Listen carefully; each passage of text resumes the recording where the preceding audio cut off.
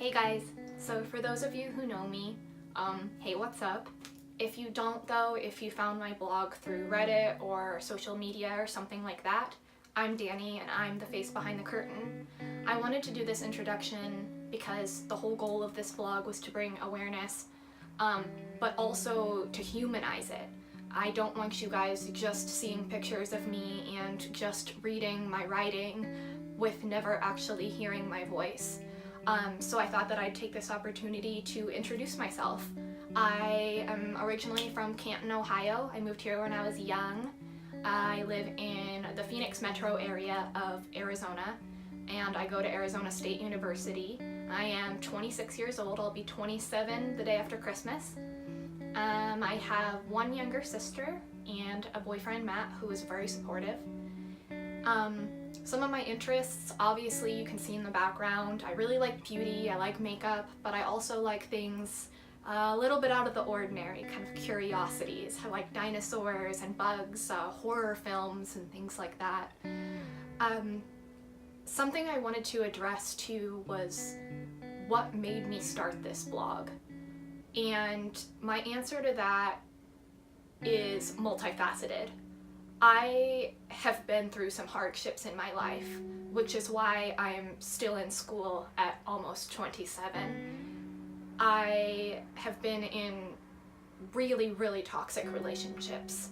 I have lost more friends than I have family members, mostly to drug addiction, suicide, accidents, the military. I've never been to one family funeral, but I've been to about 8 friends. I also have my own issues that I've dealt with depression, anxiety, OCD, various mental illness problems. I've had hardships, with dropping out of school and failing and feeling like there's nowhere to go. But none of those changed my life the way that my endometriosis diagnosis did. So I never felt the need to write about it. I didn't think that what I had to say would help anyone.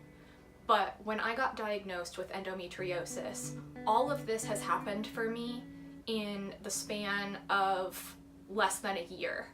I found my cyst in November, got diagnosed in December. That's when they took my left ovary and fallopian tube, and then I went on Lupron in June, and now I am having my second surgery in the end of this month. So I've had to process all of this in a very short amount of time, through a lot of pain, while I'm still in school, while I am still working. And that's been really tough. And so I was looking for support online and I couldn't find any. I could find a couple of blogs and some forums and a couple pages like that, but most of the posts were from years and years ago. And I would type a question in and nobody would answer it, or I would put a response and I would notice that the post was from 2012.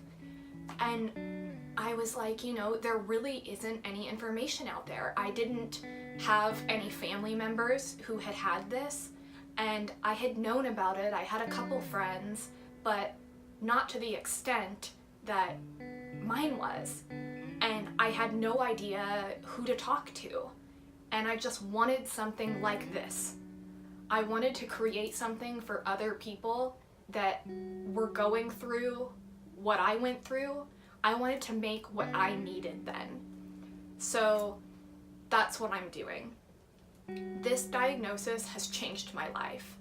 It has changed not only what I think about my future, because obviously now I know I can't have children of my own, and I'll get into that a little later, my thoughts behind that and everything, but hearing a solid at 26, no, you will never bear children, it's a tough pill to swallow whether you wanted them to begin with or not.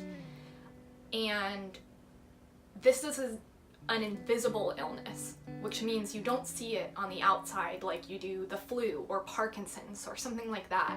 I look perfectly normal, and that's the hardest part. I know there are plenty of other invisible illnesses like autoimmune diseases, mental illness is invisible, and it's hard to get taken seriously, and it can be really, really frustrating. And I wanted to start this blog to bring awareness and to let everyone out there who feels alone and invisible that I see you. I see you. And I'm trying to do everything I can to share my story as raw and transparent, and I figured what better way to be raw and transparent than to get on camera for the world to see. So that's why I started this. It put my life in a new direction. It made me want to advocate for something. I've never felt so passionate about anything in my entire life. I didn't know where my life was going until this diagnosis. So in a way, I'm so happy to be chronically ill. Even though it has destroyed the last year of my life, it's also made me a stronger person. It's made me a better person. It's made me a more compassionate person. It's made me closer to my family. It's made me more supportive. And it's given me so much confidence to reach out and be there for, even if one person watches this and resonates, this is what I needed. And if you're that one person, I want to say, A, thank you for reading my blog. Thank you for being here. And if you resonate with me on any of my other interests, please follow along. I am going to be talking about things on this blog that aren't just endometriosis related. And I'm also going to have other videos. I'll link below to the YouTube channel where I'm posting this, which is obviously brand new, but I figured I can continue to make content on there that maybe some of you guys, if we just share similar interests, or if you prefer to watch instead of read, that you could follow me over there. And I hope that I can just be kind of a face to the numbers. You know, they say 1 in 10 women have endometriosis. Well, here I am 1 in 10. And this is my voice. This is the voice of all the words you have been reading. And this is my face. This is what I look like.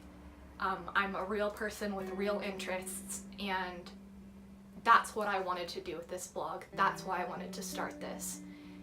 I don't want anybody to ever feel invisible.